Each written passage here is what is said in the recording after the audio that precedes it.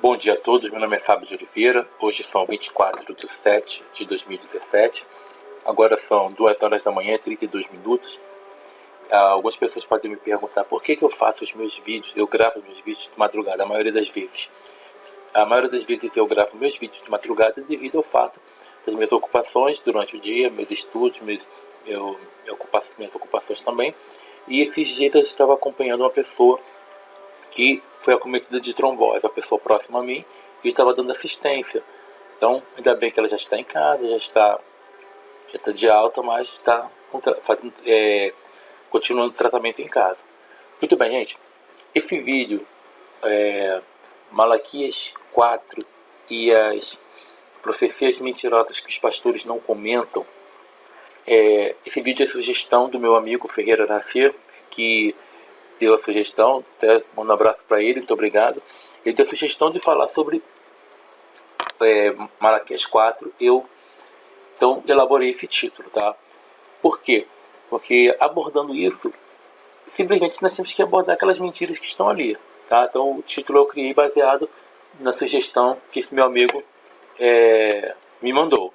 Então, muito bem, gente, vamos lá, vamos mostrar, porque é o seguinte, as pessoas gostam de falar de Malaquias 3 e esquecem de Malaquias 4. Ninguém toca no assunto, mas eu já falei de várias profecias mentirosas desse livro. Então, eu quero que você encare isso apenas como um livro e mostrando que não há nenhuma inspiração, nem nada divino nesse livro. Então, pense, você conhecer é muito bom, conhecimento é muito bom, mas você tem que entender o que é fantasia e o que é verdade. Tá? O que é mentira e o que é realidade. Se algo não acontece, se algo diz uma coisa e a realidade é outra, aquilo é uma mentira. Então, Malaquias 4 é uma mentira total, mas as pessoas não comentam, então o pastor, quando vai comentar, ele distorce e passa batido. Vamos lá.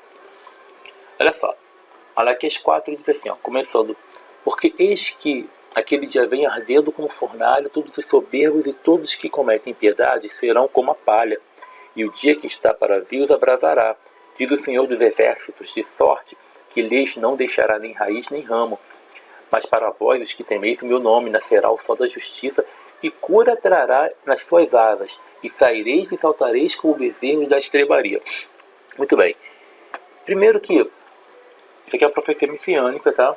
Juntamente com Malaquias 3, versículo 1, onde fala que esse Senhor viria precedido pelo seu mensageiro. As pessoas vão dizer que é João Batista. Primeiro que, se você pegar todas as profecias messiânicas, você vai ver que esse tal Messias teria que restaurar o reino, ele teria que restaurar o templo. Para disfarçar a mentira, como existia um templo em Jerusalém, tiveram que inventar que o templo era o corpo dele. Não, teria que restaurar um templo de verdade. Teria que reunir o Israel, e segundo as profecias todas do Antigo Testamento. Ele teria que reunir Israel, não fez isso, teria que reinar de verdade. Então as pessoas, para poderem esconder a mentira, eles dizem o seguinte: não, o Messias veio, a primeira vez ele veio para sofrer, e depois ele veio depois ele virá para reinar de fato.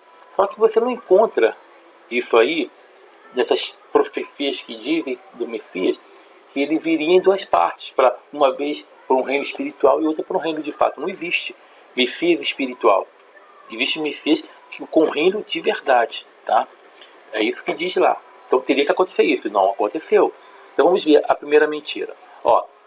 Primeiro que esse Senhor não veio, porque ele não cumpre as profecias. Ele não cumpre nada. Ele não restaura o reino, ele não reúne Israel, ele não restaura ele não reina, na verdade, ele não restaura o templo, tá?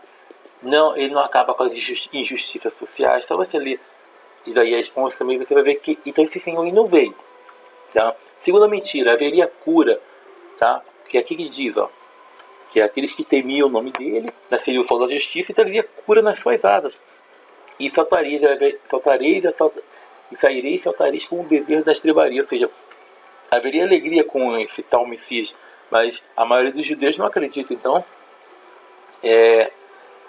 mostrando que não houve essa alegria, não houve nada disso, não houve essa conversão dos judeus para com ele. Então, isso é uma profecia mentirosa. E outra coisa, essa cura, não houve cura. As curas do Novo Testamento são falsas. não podem ser provadas e os judeus acusam-se Jesus de feiticeiro. Sabemos que Jesus é um personagem inventando, mas no Talmud, olha só o que diz, ó. Registra os pecados de Jesus. Olha aqui, essa aqui está aqui as referências, ó. Ele e seus discípulos praticaram feitiçaria e magia negra. Lideraram os judeus erradamente ao interior da idolatria e foram patrocinados por poderes estrangeiros gentios para o propósito de subverter a adoração judaica. Está aqui as referências. Ele aprendeu bruxaria no Egito para executar milagres. Usou procedimentos que envolviam cortar sua carne. Bom, se esse personagem fosse verdadeiro, não haveria essa contradição em relação a ele. Entendeu? Então mostra que não houve cura nenhuma e não veio o Senhor nenhum. Continuando. E pisareis os ímpios, porque se farão cinza debaixo das plantas de vossos pés, naquele dia que estou preparando, diz o Senhor dos Exércitos. Lembrai-vos da lei de Moisés, meu servo, que lhe mandei em Horebe para todo Israel, a saber os estatutos e juízos. Eis que eu vos enviarei o profeta Elias, antes que venha o grande e terrível dia do Senhor. Olha só. Ele pisaria os ímpios. Ímpio, tem muita gente que distorce isso, principalmente no meio cristão protestante. Ímpio são pessoas malignas, quem não tem piedade. O significado da palavra é essa, tá? Ímpio. Não é quem não é evangélico, não é quem não é cristão, não é quem não é protestante, é quem não é pentecostal. Ímpio é quem comete impiedade. Então, além de todas as profecias que diria que o Messias iria vencer os inimigos e iria reinar de fato. Isso não aconteceu. Isso queria maior impiedade do que o Império Romano. O Império Romano tinha uma sociedade estruturada, com leis, mas tinha uma coisa. Os imperadores romanos e os seus soldados, seus generais, eles acreditavam o seguinte, que todas as terras que tivessem ao alcance deles, eles podiam tomar para si. E eles matavam, estupravam e faziam o terror. Tocavam o terror. O que aconteceu? Eles pisariam os ímpios. Entendeu? Segundo, mas isso não aconteceu. E Elias não veio, porque aqui pessoas falam que esse Elias era João Batista. Mentira. Está falando que Elias viria mesmo. Mas você vai dizer, mas ele veio na transfiguração. Peraí, se ele veio como na pessoa de João Batista, como é que ele veio na transfiguração? Mentira. Não veio. Olha só. Os impiedosos. Terceira mentira. Eles não foram pisados. Não teve esse julgamento. Tá? Porque as pessoas gostam de dividir sempre assim. Não, o Messias veio primeiro para sofrer e depois ele vai executar o juízo naquele grande dia. É muito fácil. Você pode saber dizer para você que eu sou um Messias. Aí a pessoa diz, então quando é que você vai restaurar o templo? Na minha segunda vinda. Viu como é fácil? É muito facilmente enganar o povo, gente. E Elias não veio, porque Elias, ele não aparece, ele não... o falso suposto João Batista. E outra coisa, mas não, Elias apareceu na transfiguração. Primeiro, se você pegar os textos, você vai ver que eles se contradizem. E outra coisa, ali tem ideologia de autores, não tem prova nenhuma, tá? Como todo esse livro, é apenas ideologia. Tanto é que, se o que está ali diz que Pedro falou que ele viu Elias e Moisés, quem falou para ele? Onde está o registro? Se ninguém te fala, né? Isso aí o pastor não te conta, o padre não te conta, o teu líder não te conta, o teu apóstolo, o teu bispo, ele não te conta isso. E outra coisa, não, porque Elias e Moisés representavam a lei e os profetas, tá? A Tanar, ou o Antigo Testamento, é dividido leis, profetas e escritos. Cadê o representante dos escritos? Cadê Davi? Ou qualquer outro salmista, Asaf também, que escreveu alguns dos salmos. Cadê? Não tem, né?